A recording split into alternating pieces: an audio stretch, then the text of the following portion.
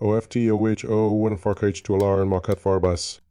A certain father had 2 sons, the elder of who was smart and sensible, and could do everything, but the younger was stupid, and could neither learn nor understand anything, and when people saw him they said, "There's a fellow who will give his father some trouble." When anything had to be done, it was always the elder who was forced to do it. But if his father bade him fetch anything, when it was late, or in the night time, and the way led through the churchyard, or any other dismal place, he answered, "Oh, no, father, I'll not go there, it makes me shudder," for he was afraid. Or when stories were told by the fire at night, which made the flesh creep, the listeners sometimes said, "Oh, it makes us shudder." The younger sat in a corner and listened with the rest of them, and could not imagine what they could mean. They are always saying, "It makes me shudder, it makes me shudder." It does not make me shudder, thought he. That, too, must be an art of which I understand nothing. Now it came to pass that his father said to him one day, "Hearken to me, you fellow in the corner there, you are growing tall and strong, and you too must learn something by which you can earn your bread. Look how your brother works, but you do not even earn your salt." "Well, father," he replied, "I am quite willing to learn something indeed. If it could but be managed, I should like to learn how to shudder. I don't understand that at all yet." The elder brother smiled when he heard that, and thought to himself, "Goodness, what a blockhead that brother of mine is. He will never be good for anything as long as he lives. He who wants to be a sickle must bend himself betimes."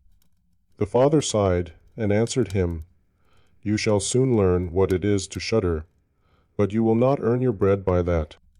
Soon after this the sexton came to the house on a visit, and the father bewailed his trouble, and told him how his younger son was so backward in every respect that he knew nothing and learnt nothing.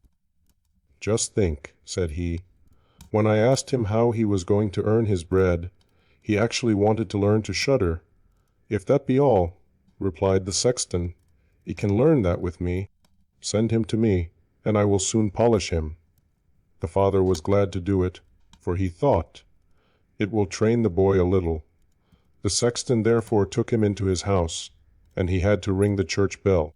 After a day or two, the sexton awoke him at midnight, and bade him arise and go up into the church tower and ring the bell. "You shall soon learn what shuddering is," thought he, and secretly went there before him, and when the boy was at the top of the tower, and turned round, and was just going to take hold of the bell rope, he saw a white figure standing on the stairs opposite the sounding hole. "Who is there?" cried he, but the figure made no reply, and did not move or stir. "Give an answer," cried the boy, "or take yourself off. You have no business here at night." The sexton, however, remained standing motionless that the boy might think he was a ghost. The boy cried a second time, "What do you want here? Speak if you are an honest fellow, or I will throw you down the steps."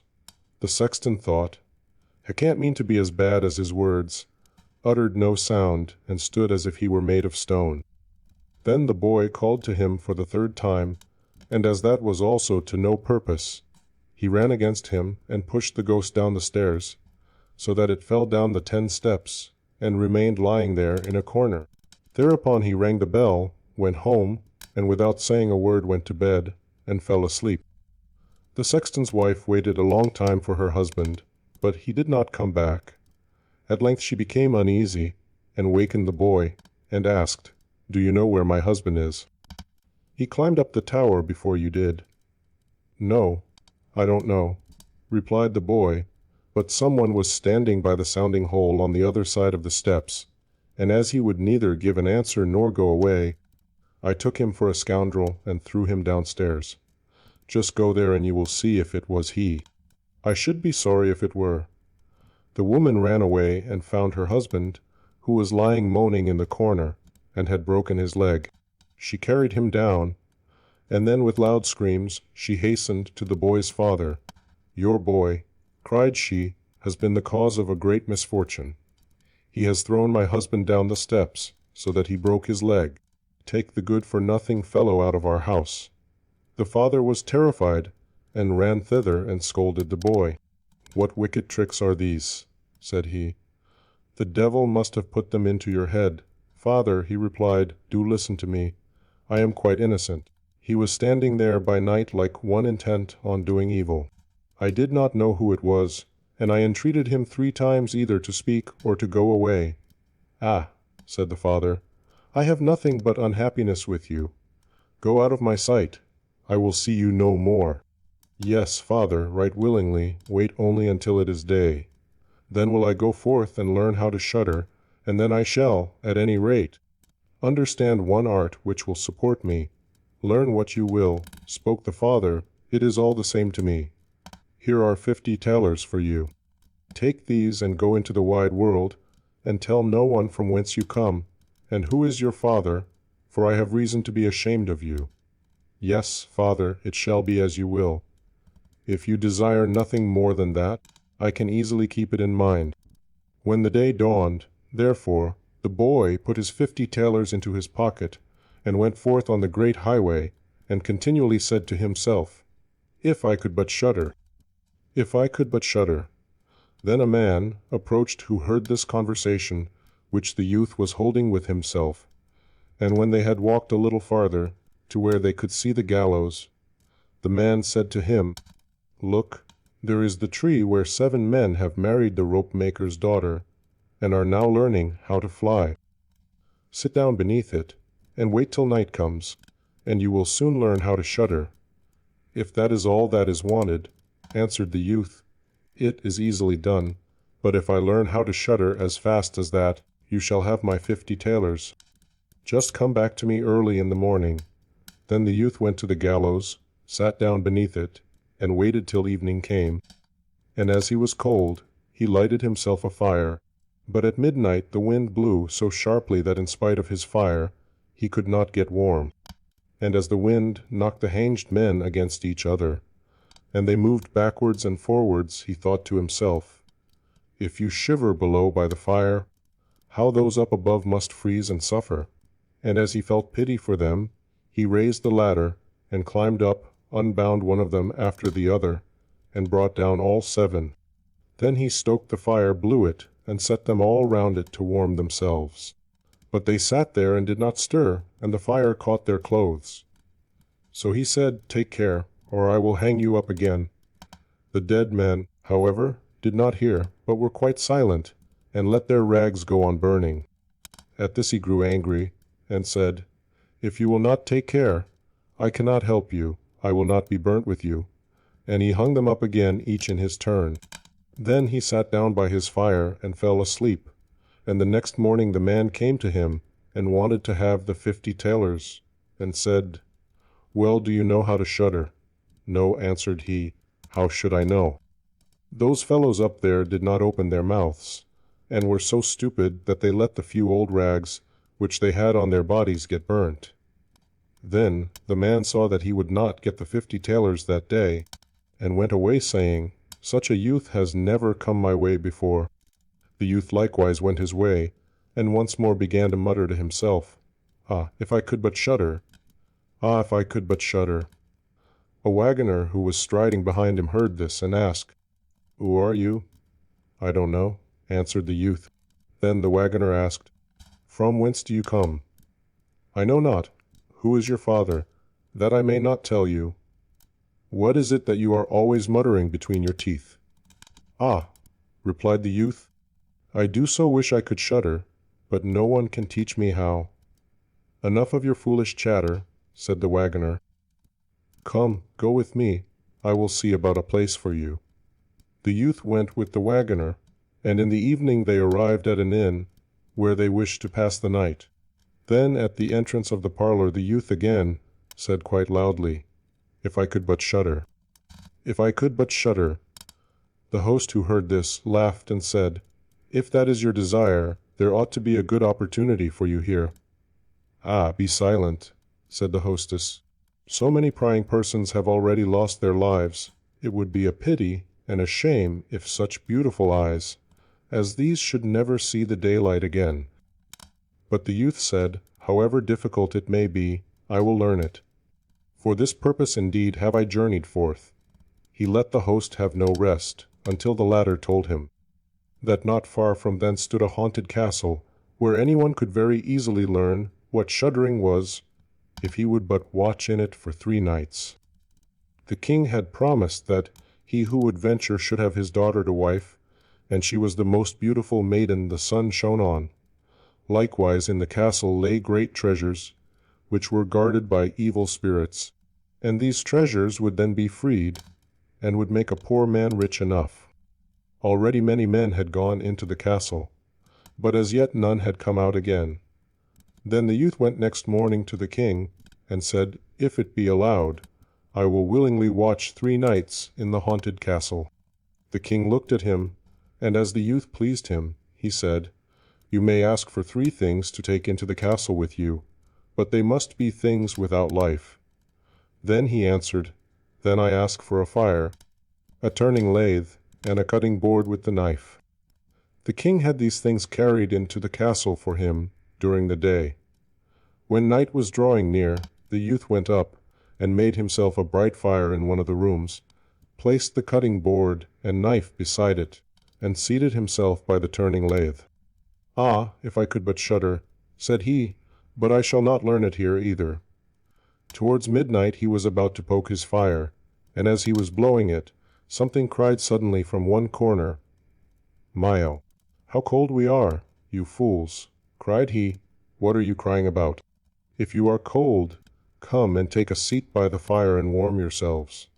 And when he had said that, 2 great black cats came with one tremendous leap, and sat down on each side of him, and looked savagely at him with their fiery eyes.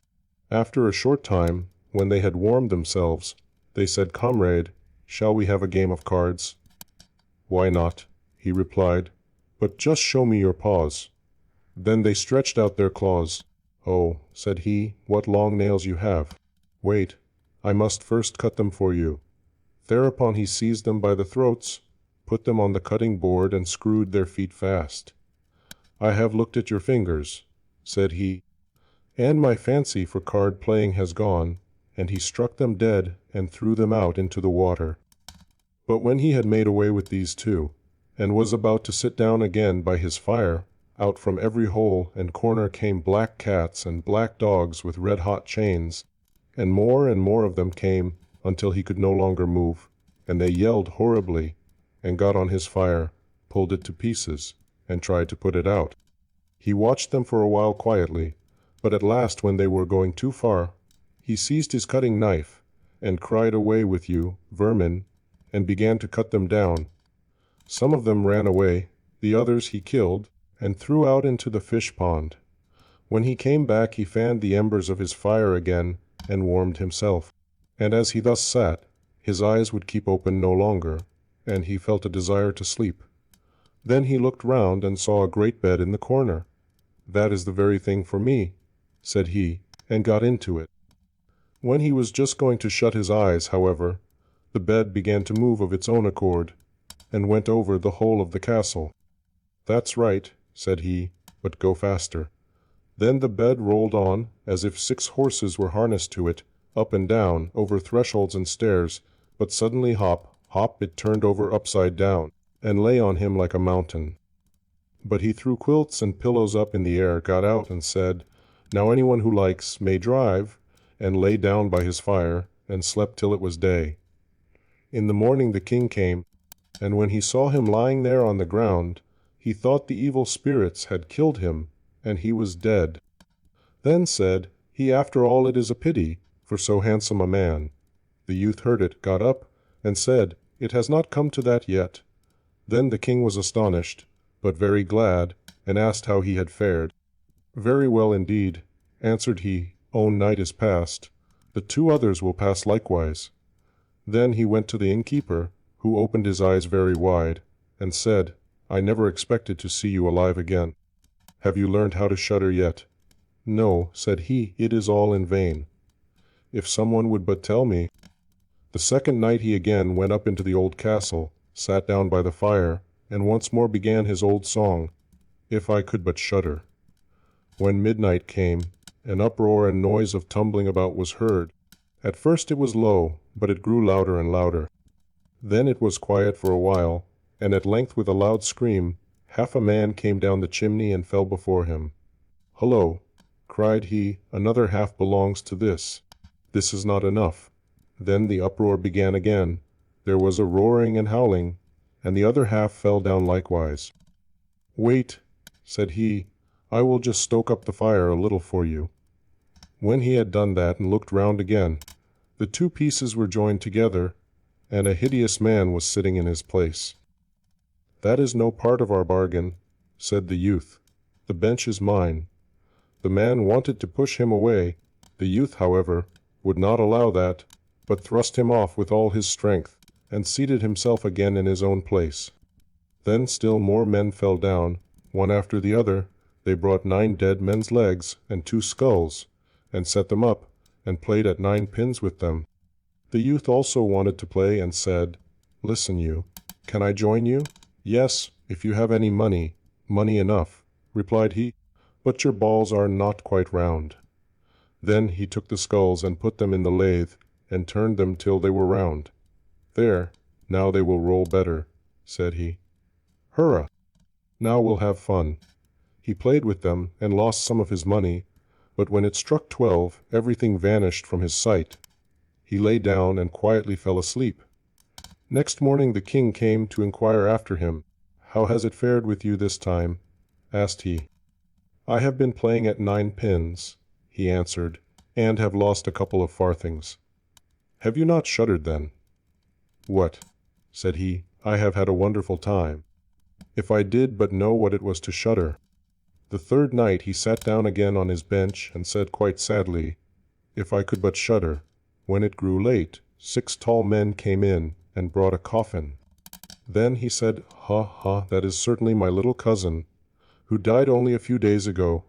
And he beckoned with his finger, and cried calm, "Little cousin, come." They placed the coffin on the ground, but he went to it and took the lid off, and a dead man lay therein. He felt his face, but it was cold as ice. "Wait," said he, "I will warm you a little," and went to the fire, and warmed his hand, and laid it on the dead man's face, but he remained cold. Then he took him out, and sat down by the fire, and laid him on his breast, and rubbed his arms that the blood might circulate again. As this also did no good, he thought to himself, "When 2 people lie in bed together, they warm each other," and carried him to the bed, covered him over, and lay down by him. After a short time the dead man became warm too, and began to move. Then said the youth, "See, little cousin, have I not warmed you?" The dead man, however, got up and cried, "Now will I strangle you." "What," said he, "is that the way you thank me? You shall at once go into your coffin again." And he took him up, threw him into it, and shut the lid. Then came the 6 men and carried him away again. "I cannot manage to shudder," said he. "I shall never learn it here as long as I live." Then a man entered who was taller than all others, and looked terrible. He was old, however, and had a long white beard. "You wretch," cried he, "you shall soon learn what it is to shudder." "For you shall die." "Not so fast," replied the youth. "If I am to die, I shall have to have a say in it." "I will soon seize you," said the fiend. "Softly, softly, do not talk so big. I am as strong as you are, and perhaps even stronger." "We shall see," said the old man. "If you are stronger, I will let you go. Come, we will try." Then he led him by dark passages to a smith's forge, took an axe, and with one blow struck an anvil into the ground. "I can do better than that," said the youth, and went to the other anvil. The old man placed himself near and wanted to look on, and his white beard hung down. Then the youth seized the axe, split the anvil with one blow, and in it caught the old man's beard. "Now I have you," said the youth. "Now it is your turn to die." Then he seized an iron bar, and beat the old man till he moaned and entreated him to stop, when he would give him great riches. The youth drew out the axe, and let him go. The old man led him back into the castle, and in a cellar showed him 3 chests full of gold. "Of these," said he, "one part is for the poor, the other for the king, the third yours." In the meantime it struck 12, and the spirit disappeared, so that the youth stood in darkness. "I shall still be able to find my way out," said he, and felt about, found the way into the room, and slept there by his fire. Next morning the king came and said, "Now you must have learnt what shuddering is." "No," he answered. "What can it be?" My dead cousin was here, and a bearded man came and showed me a great deal of money down below, but no one told me what it was to shudder. "Then," said the king, "you have saved the castle, and shall marry my daughter." "That is all very well," said he, "but still I do not know what it is to shudder." Then the gold was brought up and the wedding celebrated, but howsoever much the young king loved his wife, and however happy he was, he still said always, "If I could but shudder, if I could but shudder," and this at last angered her. Her waiting maid said, "I will find a cure for him. He shall soon learn what it is to shudder." She went out to the stream which flowed through the garden, and had a whole bucketful of gudgeons brought to her. At night, when the young king was sleeping, his wife was to draw the clothes off him, and empty the bucket full of cold water, with the gudgeons in it over him, so that the little fishes would sprawl about him. Then he woke up and cried, "Oh, what makes me shudder so? What makes me shudder so, dear wife? Ah, now I know what it is to shudder."